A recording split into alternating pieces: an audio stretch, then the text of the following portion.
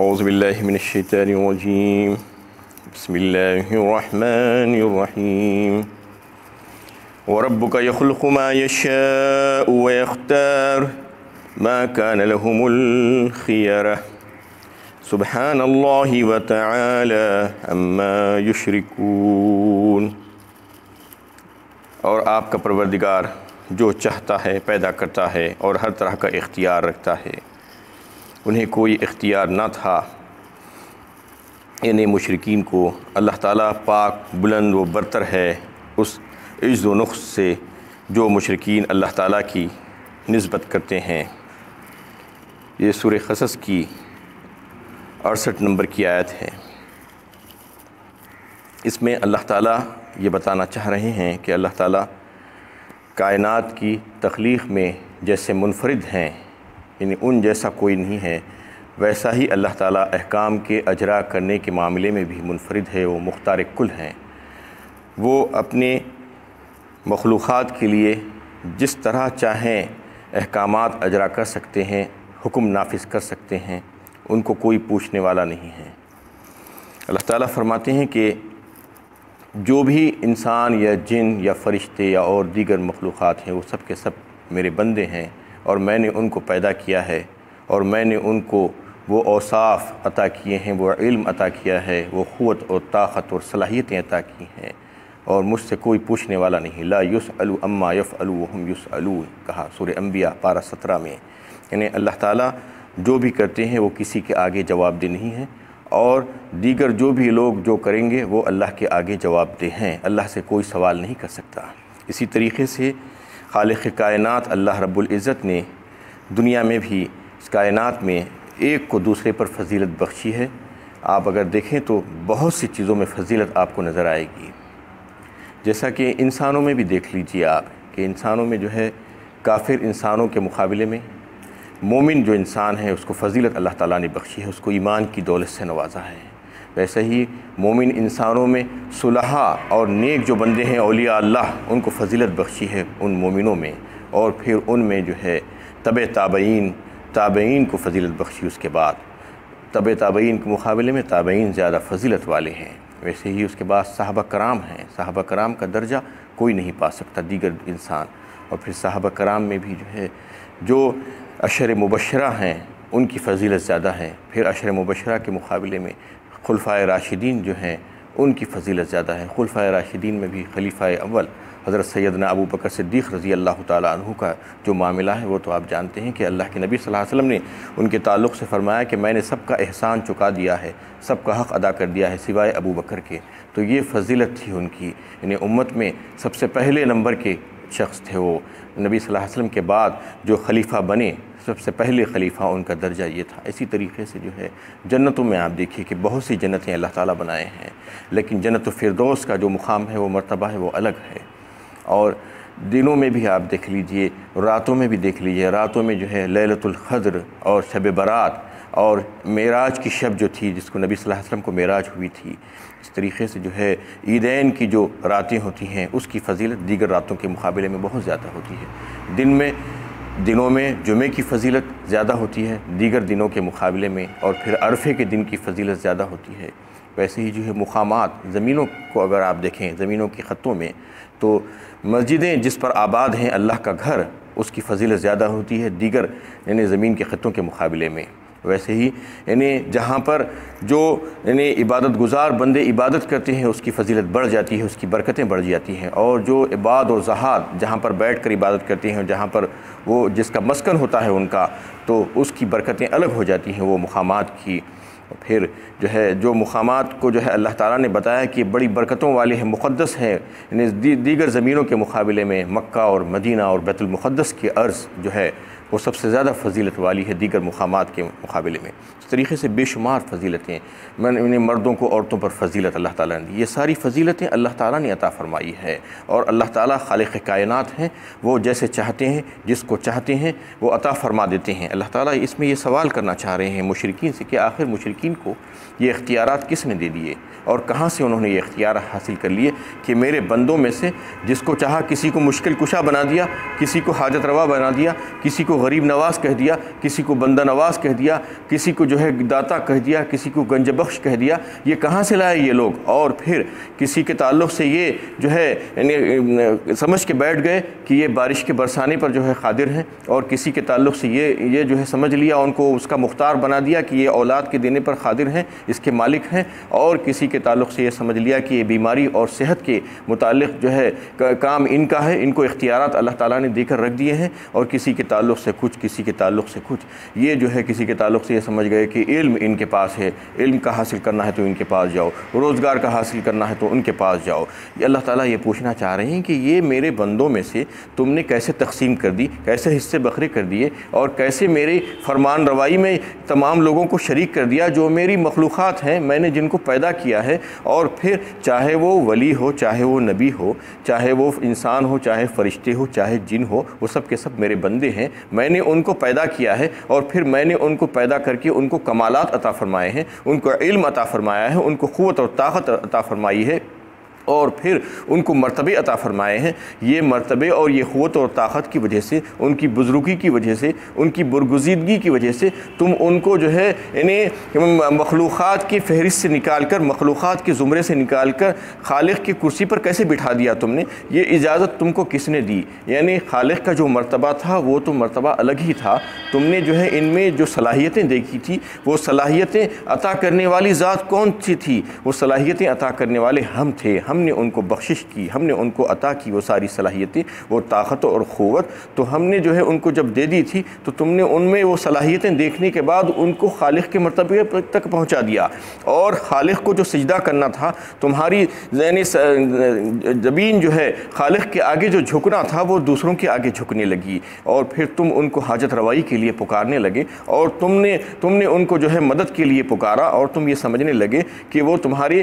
تقدیر کے بنانے اور بگاڑنے والے ہیں، اور یا فلاں مدد، یا فلاں مدد کہہ کر تم پکارتے ہو۔ آخر یہ اجازت تم کو کس نے دی ہے؟ اللہ تعالیٰ فرما رہے ہیں کہ یہ سب کے سب غلط ہے اور باطل ہے۔ یہ مشرکین جو کام کر رہے ہیں اس سے اللہ تعالیٰ بری الذمہ ہیں، اور اللہ تعالیٰ اس سے بہت بلند ہیں۔ اس میں یہی فرمایا گیا ہے سبحان اللہ، یعنی اللہ تعالیٰ پاک ہے، بلند ہے اور برتر ہے ان تمام چیزوں سے، ان تمام نقوص سے، ان تمام عیوب سے جو مشرکین ان کی طرف منسوب کرتے ہیں، اور بہت ہی بلند ہے وتعالی اما یشرکون، جو مشرکین اللہ تعالیٰ کی نسبت کرتے ہیں۔ وَرَبُّكَ يَعْلَمُ مَا تُكِنُّ صُدُورُهُمْ وَمَا يُعْلِنُونَ، اور اے نبی صلی اللہ علیہ وسلم، آپ کا پروردگار جانتا ہے یعنی جو کچھ مشرکین اپنے دلوں میں چھپاتے ہیں، جو کچھ ظاہر کرتے ہیں۔ اور پھر اللہ تعالیٰ فرما رہے ہیں کہ تم چاہے چھپاؤ یا تم ظاہر کرو، اللہ تعالیٰ خوب جانتے ہیں تمہاری ساری باتوں کو، یعنی وہ تو جو ہے تمہارے دل و دماغ کے ایک ایک گوشے سے واقف ہیں، دل و دماغ کا ایک ایک حصہ تمہارا ان کے سامنے کھلا ہوا ہے، اور تمہارے جذبات، تمہاری خواہشات، تمہارے دل میں پیدا ہونے والے وسوسے، تمہاری نیت، اور تم جو کام کرنا چاہ رہے ہو سب کے سب ساری چیزوں کو براہ راست دیکھتے ہیں، اور وہ ان تمام چیزوں سے واقف ہے، ان چیزوں سے بھی واقف ہے کہ کسی شخص کو جو ہے یعنی کس وقت اور کن کن ذرائعوں سے حق پہنچا تھا، اور کن کن طریقوں سے اس کو تنبیہ کی گئی تھی، اور کس وقت اس کو جو ہے باطل کو باطل ہونا اس کے سامنے ظاہر ہو گیا تھا، لیکن اس کے باوجود اس نے اس کو قبول نہیں کیا اور باطل ہی پر چلتا رہا، حق کو ٹھکرا دیا۔ تو یہ تمام باتوں سے بھی اللہ تعالیٰ واقف ہے، یعنی اس کے دل میں کیا کیا خیالات ہیں، کیا کیا وسوسے ہیں۔ وَنَعْلَمُ مَا تُوَسْوِسُ بِهِ صَدْرُهُ وَنَحْنُ أَقْرَبُ إِلَيْهِ مِنْ حَبْلِ الورید کہا اللہ تعالیٰ نے سورہ قاف پارہ 26 میں، یعنی ہم تو اس بات کو بھی جانتے ہیں کہ تمہارے شہ رگ سے بھی زیادہ قریب ہیں، کہ تمہارے دل میں جو خیالات اٹھ کر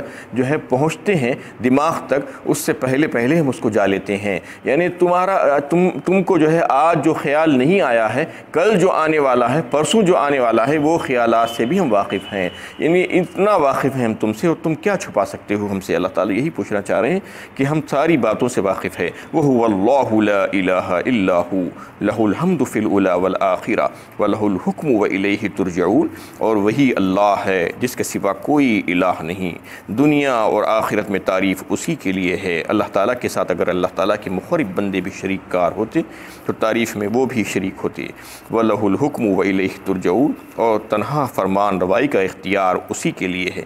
اور کوئی فرمان روا نہیں ہے، اور کوئی زمین میں کائنات میں تصرفات نہیں کر سکتا اللہ کی مرضی کے بغیر۔ اللہ تعالیٰ ہی نے کسی کو اگر کچھ دیا ہے، کچھ عطا کیا ہے تو وہ اس کو استعمال کر سکتا ہے۔ اللہ تعالیٰ ہی جس سے جو چاہتے ہیں خدمت لے لیتے ہیں، اللہ تعالیٰ ہی جو چاہتے ہیں جس سے وہ کام لینا چاہتے ہیں لے لیتے ہیں۔ سارے اختیارات اللہ تعالیٰ ہی کے پاس ہیں، کسی کے پاس کوئی اختیارات نہیں ہیں۔ مختار کل اللہ تعالیٰ ہی ہیں، قادر مطلق اللہ تعالیٰ ہی ہیں، اور ساری تعریفیں کائنات میں انہی کے لیے ہے، اور انہی کا حکم چلتا ہے بلا شرکت غیر، کسی اور کا حکم نہیں چل سکتا، اور پھر تم انہی کی طرف سارے کے سارے لوٹائے جاؤ گے۔ قل ارأیتم ان جعل اللہ علیکم اللیل سرمدا الی یوم القیامة من الہ غیر اللہ یاتیکم بضیاء افلا تسمعون۔ اے نبی صلی اللہ علیہ وسلم کہیے لوگو، کیا تم نے کبھی اس بات پر غور بھی کیا ہے کہ اگر اللہ تعالیٰ تم پر ہمیشہ کے لیے قیامت تک رات طاری کر دے تو اللہ کے سوا وہ کون الہ ہے جو تمہارے پاس روشنی لے آئے؟ پھر بھی تم گوش دل سے نہیں سنتے۔ قل ارأیتم ان جعل اللہ علیکم النہار سرمدا الی یوم القیامة من الہ غیر اللہ یاتیکم بلیل تسکنون فیہ افلا تبصرون۔ کبھی تم نے غور بھی کیا ہے اگر اللہ تعالیٰ قیامت تک تم پر دن کو مسلط کر دے تو اللہ کے سوا کون الہ ہے جو تمہارے لیے رات لے آئے تاکہ تم اس میں آرام و سکون حاصل کر سکو؟ کیا پھر بھی تم غور و فکر سے کام نہیں لوگے؟ اس میں اللہ تعالیٰ نے قدرت کی دو بڑی نشانیوں کا تذکرہ فرمایا ہے تاکہ توحید سمجھ میں آ جائے اللہ تعالیٰ کی، کہ دن اور رات کا آنا جانا انسان روزانہ دیکھتا ہے لیکن اس کو سمجھ نہیں رہا ہے، اس کی اہمیت کا اس کو اندازہ نہیں ہے۔ اللہ تعالیٰ فرما رہے ہیں کہ رات اگر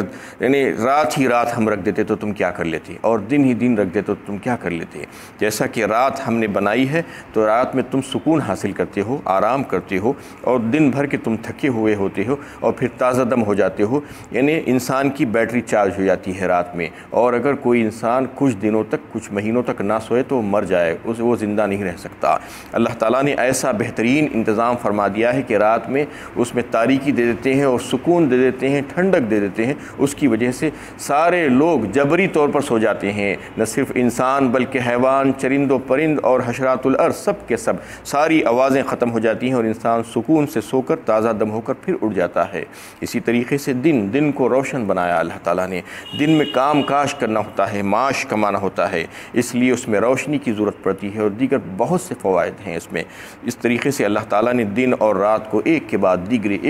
دیگرے لا کر یہ بتانا چاہ رہے ہیں کہ دیکھو یہ کون لا رہے ہیں۔ اگر ہم ایسا نہیں کرتے، یہ نظام کو درہم برہم کر دیتے تو پھر تمہارے کون سے الہ ہے، کون سے معبود ہے جن کے پاس تم جا کر پکارتے ہو کہ وہ تمہیں رات لا کر دے دیں یا دن لا کر دے دیں؟ اس کا اندازہ آپ کو پولس پر ہو سکتا ہے، قطب شمال قطب جنوب جو ہوتے ہیں، یعنی نارتھ پول اور ساؤتھ پول، اس کے قریب کے جو کنٹریز ہیں، فن لینڈ یا سویڈن وغیرہ یا بہت سے کنٹریز ہیں جہاں پر یعنی رات ہی رات رہتی ہے، دن آتا ہی نہیں ہے۔ ایسا آتا ہے کہ بس سورج آیا اور فوراً پلٹ گیا چند منٹوں میں، ہمیشہ رات ہی رات رہتی ہے۔ تو وہ وہاں پر ویسے ممالک میں لوگ بہت کم رہ سکتے ہیں، اس لیے کہ ان کے پاس جو قدرتی جو وسائل ہونا چاہیے وہ وسائل نہیں ہو سکتے، اور دن اور رات کا جو سکون کا معاملہ ہے وہ نہیں ہو سکتا، ہمیشہ اندھیرا ہی رہتا ہے۔ اس وجہ سے اللہ تعالیٰ یہ بات بتانا چاہ رہے ہیں کہ دیکھو چھوٹی چھوٹی چیزیں ہیں جو روزانہ تم جس کے اوپر سے گزرتے ہو، روزانہ تم دیکھتے ہو کہ رات ہوتی ہے، اس کے بعد دوسرے دن صبح ہوتی ہے، لیکن تم اس کے اوپر سے گزر جاتی ہو۔ اللہ کی توحید کو سمجھو کہ اس کے کرنے والا کون ہے، اس نظام کے پیچھے کون سی طاقت کار فرما ہے، یہ اللہ ہی ہے، اس کے علاوہ اور کون سا تمہارا معبود ہے جو اس کے بغیر تم اس سے حاصل کر سکتے ہو یہ تمام چیزیں؟ کیا تم کو عقل نہیں ہے؟ کیا تم دیکھتے نہیں ہو؟ کیا تم سنتے نہیں ہو؟ وَمِن رَحْمَتِهِ جَعَلَ لَكُمُ اللَّيْلَ وَالنَّهَارَ لِتَسْكُنُوا فِيهِ وَلِتَبْتَغُوا مِن فَضْلِهِ وَلَعَلَّكُمْ تَشْكُرُونَ۔ اور اسی نے اپنی رحمت سے تمہارے لیے رات اور دن بنائے تاکہ تم رات میں سکون حاصل کرو اور دن میں اس کا فضل تلاش کرو، یعنی تلاش معاش کی جد و جہد کر سکو۔ اور یہ تعلیم تم کو اس لیے دی جاتی ہے کہ تاکہ تم اللہ تعالیٰ ہی کو الہ واحد مانو۔ اس میں اللہ تعالیٰ بتا رہے ہیں کہ یہ ساری باتیں کیوں بتائی جا رہی ہیں؟ تاکہ تم شکر گزاری کرو، شکر گزاری کا جذبہ تمہارے دل میں آ جائے، تم اللہ تعالیٰ کی حمد و ثنا کرو اور یہ سمجھو کہ تعریف کے لائق ذات کوئی اور نہیں ہے اللہ کے سوا، اور پھر عملی شکر بھی ادا کرو۔ عملی شکر یہ ہے کہ تم کو اللہ تعالیٰ نے جو صلاحیتیں دی ہیں جو طاقت اور توانائیاں دی ہیں، جو علم اور دولت دی ہے اور جو مال دیا ہے، ان تمام کو اللہ کی راہ میں خرچ کرنا، اللہ کی مرضیات پر خرچ کرنا، اللہ کے خلاف خرچ نہیں کرنا، اللہ کے احکامات کے خلاف اس کو خرچ نہیں کرنا، یہ شکر گزاری ہے۔ وَيَوْمَ يُنَادِيهِمْ فَيَقُولُ أَيْنَ شُرَكَائِيَ الَّذِينَ كُنْتُمْ تَزْعُمُونَ، اور جس دن پکارا جائے گا اور پوچھا جائے گا کہاں ہے میرے وہ شریک جن کے بارے میں تم کو زعم تھا کہ وہ اپنے اختیارات حاصلہ سے اپنی عقیدت مندوں کو قیامت کی ہولناکیوں سے بچا لیں گے۔ اس دن اللہ تعالیٰ سوال کریں گے۔ اس سے پہلے بھی اس قسم کی آیتیں آ چکی ہیں۔ انہیں آواز دی جائے گی، پوچھا جائے گا، فرشتوں کے ذریعے سے آواز لگائی جائے گی، کہاں ہیں تمہارے وہ شریک جن کو تم تمہارا یہ گمان تھا، تمہارا یہ زعم تھا کہ وہ بھی تمہارے اللہ کے ساتھ شریک ہیں، الوہیت میں بھی، ربوبیت میں بھی۔ اس طریقے سے تم ان کو دنیا میں میرا شریک گرواتے تھے، آج وہ تمہارے عذاب کو کچھ کم کر سکتے ہیں اور تمہاری تکلیف کو کچھ کم کر سکتے ہیں؟ بتاؤ۔ اللہ تعالیٰ اس دن سوال کریں گے، وَنَزَعْنَا مِن كُلِّ أُمَّةٍ شَهِيدًا فَقُلْنَا هَاتُوا بُرْهَانَكُمْ، اور پھر ہم ہر امت میں سے ایک ایک گواہ نکال لائیں گے، اور پھر ہم ان مشرکین سے کہیں گے کہ تم اپنے شرک کے جواز میں کوئی دلیل پیش کرو۔ فَعَلِمُوا أَنَّ الْحَقَّ لِلَّهِ وَضَلَّ عَنْهُمْ مَا كَانُوا يَفْتَرُونَ، بس وہ جان لیں گے کہ سچی بات یہی ہے، اللہ تعالیٰ کی ہدایتیں برحق تھی اور وہ بڑی غلطی پر تھے، اور نجات کے تعلق سے جو باتیں گھڑ لگے تھے وہ جھوٹی ثابت ہو جائیں گی۔ اس دن ان کو پتہ چلے گا۔ اس دن اللہ تعالیٰ فرما رہے ہیں، وَكَذَلِكَ جَعَلْنَاكُمْ أُمَّةً وَسَطًا لِتَكُونُوا شُهَدَاءَ عَلَى النَّاسِ وَيَكُونَ الرَّسُولُ عَلَيْكُمْ شَهِيدًا۔ پارے 2 سورہ بقرہ میں اللہ تعالیٰ نے اس کا تذکرہ فرمایا کہ اس دن تم کو ہم نے امت وسط بنایا ہے، معتدل امت بنایا ہے، اور تم کو گواہ بنا دیں گے ساری امتوں پر، اور ساری امتوں کے اوپر رسول اللہ گواہی دیں گے اور شاہد ہوں گے اس دن، اور اس دن تم سب کو پتہ چل جائے گا کہ کون حق پر تھے اور کون باطل پر تھے، اور اس دن پتہ چلنے سے کوئی فائدہ نہیں ہوگا۔ وَضَلَّ عَنْهُمْ مَا كَانُوا يَفْتَرُونَ، اور نجات کے تعلق سے جو باتیں تم نے گھڑ رکھے تھے وہ ساری کی ساری جھوٹی ثابت ہو جائیں گی۔ وآخر دعوانا الحمد للہ۔